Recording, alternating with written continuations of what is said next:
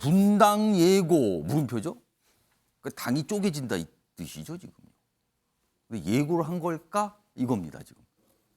뭐 여야 정당과 관련해서 분당 얘기들을 조금씩 그 질문 받고 뭐 그럴 수도 있죠. 이런 얘기 하신 분이 나오고 있어요 요즘에요. 그래서 이렇게 키워드가 등장했습니다.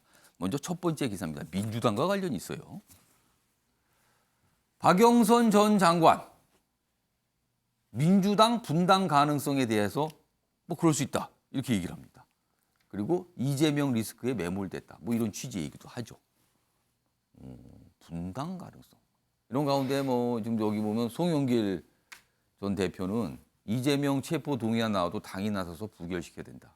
그러면 약간 좀 맥락이 다르죠. 결이 다른 약간 입장인 것 같아요. 분당 가능성 민주당의 분당 가능성 이 얘기를 꺼냈거든요. 자 그러면 이와 관련해서요. 박영선 전 장관의 이야기 언론 인터뷰에서 한 말인데요. 그리고 이와 관련해서 국민의힘 인사도 좀 비슷한 얘기를 했어요. 그런데 당 밖의 시각인 거죠. 같이 묶었습니다. 들어보시죠. 지금 현재의 민주당의 상황은 어느 정도 예상이 됐던 것이지 않습니까? 네. 이재명 대표가 출마하면 분당 가능성도 있다 이렇게 경고하셨어요. 그렇습니다. 그거와 유사하게 돼가는 것 같아서 굉장히 가슴이 아픕니다. 서로 쪼개진다고 그러잖아요. 서로 굿하고 있잖아요. 그 정당 없어질 겁니다. 부패한 범죄자가 네. 당 대표로 선거를 이끈다. 그런 정당을 우리 국민들이 용납하지 않습니다. 그러니까 지금 뭐 여당의 시각 맞으면 붙여 있고요. 그러니까 박영선 전 장관이 적극적으로 뭐 분당 이렇게 꺼낸 건 아닌데 질문을 받으면서 지금 우려했던 상황으로 가고 있다. 분당 가능성이 있다. 지금 그런 모습 아닙니까? 뭐 이렇게 조심스럽게 좀 얘기를 꺼냈거든요. 이 얘기 좀 해보죠. 이 얘기는 김상일 전 특보의 박봉근 의원님 어떻게 보시는지. 이거 가능성 정말 이게 만약에 좀 수사가 진척이 되고 이재명 대표의 어떤 거취라든가 어떤 수사상이 굉장히 깊숙하고 심각하게 갈 경우에는 당의 분열 또는 분당 가능성 이거 지금 얘기하는 거거든요. 어떻게 전망하십니까? 그러니까 이 박영선 전 장관께서 하신 말씀은 분열의 가능성이었어요. 근데 이제 질문자가 이제 그때 하신 말을 좀 이렇게 약간 강하게 얘기한 거예요? 단어를 차고 그러면은 했거나 아니면은 다르게 표현한 분당은 건데 당이 쪼개져서 다른 당이 생긴다는 그렇죠, 건데 예. 분열 가능성은 뭘 말씀하시는 거예요? 분열은 이제 내부에 이견이 생기고 예. 서로 경쟁을 하고 이런 것이 이제 그럼 지금 모습은 분열이겠죠. 분열까지는 아닙니까? 지금 현재 모습은? 이제 분열의 어떤 조짐이 보이는 정도겠죠. 지금은. 예. 그런데 이제 그것도 이제 어떤 특정 사안을 놓고 예. 분열하는 정도지 뭐 다른 모든 어떤 예. 정체성이나 이런 걸 놓고 분열하는 정도는 아닌 것이고요. 그리고 분당 가능성은 제가 볼 때는 거의 희박하다고 봅니다. 거의 없다. 예. 왜냐하면 이재명 당대표가 당대표로 출마할 시점에 이 이견이 가장 크게 분출이 됐거든요. 예. 만약에 분당에 동력이 있었다면 그때 분당을 했겠죠. 근데 지금은 현재로서는 지나가 버렸다 그 그렇죠. 시기는. 그리고 그 분당을 이끌 수 있었던 세력인 친문 세력이 지금은 사실상 구심점이 없는 상황입니다. 그렇기 때문에 분당의 가능성은 거의 없고 예. 그때도 어떤 분당 가능성을 이야기하는 많은 사람들을 눌렀던 이야기가 뭐냐면 예. 과거에 국민의당, 바른정당이 예. 나왔을 때 나가서 성공을 하지 못했잖아요. 그거에 대한 학습 효과가 선례가 너무, 그렇죠. 있다. 성공한다고 지금 생각하지 확신을 하고 있지 못하기 때문에 제가 볼 때는 분당 가능성은 상당히 낮고 예. 또 분당이라는 것은 선거가 임박했을 때에 가능한 얘기입니다. 뭐 왜냐하면 정당을 유지하는 비용이라든가 그거에 대한 이슈를 끌고 가는 어떤 힘이라든가 이런 측면에 있어서 지금 시기적으로 가능한 시점도 아니다. 이런 그럼 말씀을 혹시 드립니다. 총선 근처로 가게 되면 가능성은 어떻게 보십니까? 그때 가면은 뭐 모든 가능성이 열려 있죠. 왜냐하면은 단기적으로 승부를 봐야 되는 사람들이 너무나 많기 때문에 예. 그리고 또 이제 그 비례정당도 탄생할 수 있는 가능성이 있지 예. 않습니까? 그렇기 때문에 제가 볼 때는 뭐 상당히 가능성을 그건 또 열어놓고 봐야 다른 된다. 분명히 네. 된다는 거네요. 그러니까 박봉건 의원님 지금 김상일 전 특보의 전망은 이른바 정치권에서 흔히 쓰는 표현입니다. 원톱.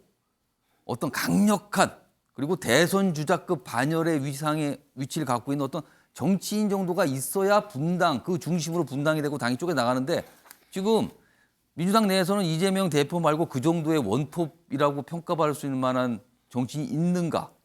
그게 없으니까 어렵다. 이런 근거 여러 증거 중에 하나가 그거였거든요. 박봉건 의원께서는 어떻게 좀 들으셨습니까? 그 정당의 그 정당 이끌 만한 사람이 예. 오직 이재명 대표뿐이다라고 아. 하는 것 자체가 그 당에는 불행한 거죠. 아. 그 한 명의 리더십 카리스마에 의해서 이어지는 정당은 팬덤 정치로 이어질 수밖에 없고 그 결과물은 우리가 다 봤지 않습니까?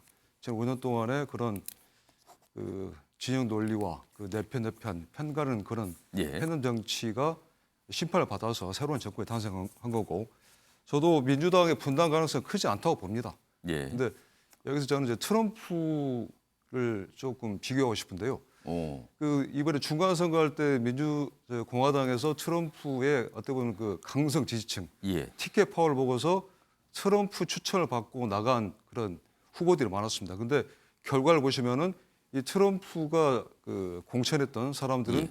대부분 낙선을 했습니다. 생각과 달리 좋지 않았어요. 그렇죠. 예. 미국 국민들도 그 지금도 트럼프가 대선 불복을 하고 대선 도둑질 맞았다는 그런 말도 안 되는 파렴쳐 주장하는 것에 대해서 예. 강성 지지층 일부는 그래서 거기에 좀 지지하겠지만은 대다수의 국민들은 그게 아니라는 거죠. 비정상적인 그 행동과 행태를 보이는 사람에 대해서는 어김없이 심판이 있다. 그래서 지금 그 트럼프가 다시 대선 재출마를 선언했지만은 예. 지금 공화당 내부에서도 이제 트럼프는 안 된다는 분위기가 커지고 있고 예. 트럼프가 손절하는 분위기가 생기고 있거든요. 예. 그래서 똑같은 양상이 민주당에서도 벌어질 거라고 생각합니다. 지금 어떻게 보면 지금 현재 민주당의 상태는 좀 비정상적이거든요. 예. 비판을 위한 비판, 예. 반대를 위한 반대만 하는 정당이 되고 있는데 지금 예산안만 하더라도 그 이 예산안은 새 정부의 첫 예산 아니겠습니까? 그러면은 예. 새 정부의 국정 철학을 이끌 수 있는 그런 예산안이 되는 게 정상인데 예. 왜 이재명 대표 지역 화폐를 할지 아. 임대주택을 증액한 예. 다시 말하면 대선에서 패배한 사람의 예산을 가지고서 새 정부가 야당 예산을 짠 거 갖고서 정부 운영하라는 게 가당키를 한 이야기입니까? 그것도 비정상적이고 이상민 장관 해임 건의안이랄지 예. 뭐 파면안이랄지 이것도 뭐 그 국정조사 뭘 합니까? 진상 규명해서 책임자 처벌하자는 게 국정조사 그렇죠. 아닙니까? 여당이 이제 그런 부분에서 반발하고 있어요. 이런 식의 이제 비정상 행태 그리고 민주당 김의겸 의원 또 말씀 죄송하지만은 예. 거짓말 했잖아요. 그러면은 사과를 하든가 경질을 하든가 해야 되는데 당대표가 아무런 말이 없어요. 예. 이것도 비정상적이고 그래서 지금 어떻게 보면은 모든 거를 다 정부 하는 건 다 발목 잡아가지고 정부의 힘을 빼서 식물 대통령, 예, 예. 식물 정부를 만들어서 어떻게 보면은 이재명 대표 자신과 그리고 측근들에 대한 사법수사를 막기 위한 예. 그런 술책은 아닌지 국민들이 의심하고 예. 있습니다.